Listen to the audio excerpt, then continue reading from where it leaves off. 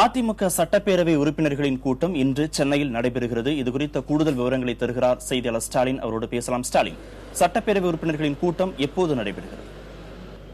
கார்த்திகேயன், தமிழக சட்டமன்ற தேர்தலுக்கான முடிவுகள் நேற்று அறிவிக்கப்பட்டதை அடுத்து அதிமுக தனி பெரும்பான்மையுடன் மீண்டும் ஆட்சி அமைக்கிறது. 32 ஆண்டுகளுக்கு பிறகு ஆட்சி செய்த அதே கட்சி அடுத்தடுத்த தேர்தல்களில் வெற்றி பெற்று ஆட்சி அமைக்கிறது. இந்த நிலையில் தமிழக மக்களுக்கும் வாக்காளர்களுக்கும், அதாவது அதிமுக வாக்களித்த வாக்காளர்களுக்கும் நன்றி தெரிவித்து முதல்வர் ஜெயலலிதா நேற்று அறிக்கை வெளியிட்டிருந்தார். அதாவது தன்னுடைய நன்றியை செயலில் நிச்சயமாக காட்டுவேன் என்று வெளிப்படுத்தினார். இந்த நிலையில் இன்று மாலை 5 மணி அளவில் அதிமுகவின் புதிய சட்டமன்ற உறுப்பினர்களுக்கான கூட்டம் அதிமுக தலைமை அலுவலகமான சென்னை ராயப்பேட்டை அமைந்துள்ள தலைமை அலுவலகத்தில் நடைபெறுகிறது. இந்த கூட்டத்தில் வைத்து அதிமுக உறுப்பினர்கள் ஒன்றாக இணைந்து சட்டமன்ற கட்சி தலைவராக முதல்வர் ஜெயலலிதாவை தேர்ந்தெடுப்பார்கள்.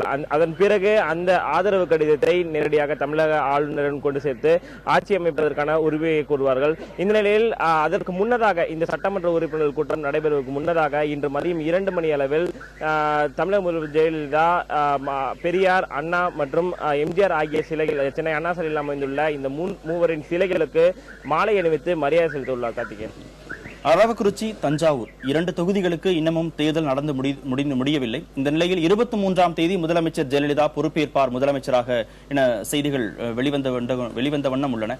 இந்த செய்தியில் எந்த அளவுக்கு உறுதி இருக்கிறது? கார்த்திகேயன், அதாவது தமிழக முதல்வர் ஜெயலலிதா மீண்டும் முதல்வராக பொறுப்பேற்பான தேதி இன்னும் சரியாக அதிகாரப்பூர்வமாக அறிவிக்கப்படவில்லை. அதாவது பல கட்ட தகவல், பல தரப்பில் இருந்து பல்வேறு தகவல்கள், அதாவது சென்னை அண்ணா நூற்றாண்டு சென்னை பல்கலைக்கழகத்தின் நூற்றாண்டு அரங்கில் தமிழக முதல்வர் ஜெயலலிதா மீண்டும் முதல்வராக பொறுப்பேற்பார் என்று பல கட்ட தகவல், 23ஆம் தேதி பொறுப்பேற்பார் என்று பல கட்ட தகவல் வந்தாலும் இது குறித்த அதிகாரப்பூர்வ தகவல்கள் இன்னும் வெளியாகவில்லை.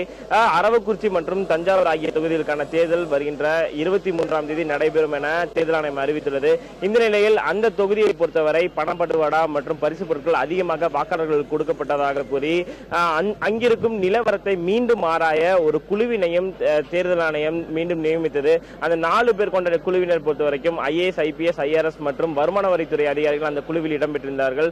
அவர்களுக்கு அந்த 2 தொகுதிகளிலும் ஆய்வு நடத்தி அந்த ஆய்வு அறிக்கையை நேற்று மாலை 4 மணிக்குள் ஒப்படைக்குமாறு தேர்தல் ஆணையம் அறிவித்திருந்தது. அந்த அறிக்கையானது தற்போது அந்த குழுவின் சார்பில் தேர்தல் ஆணையத்திடம் சமர்ப்பிக்கப்பட்டுள்ளது.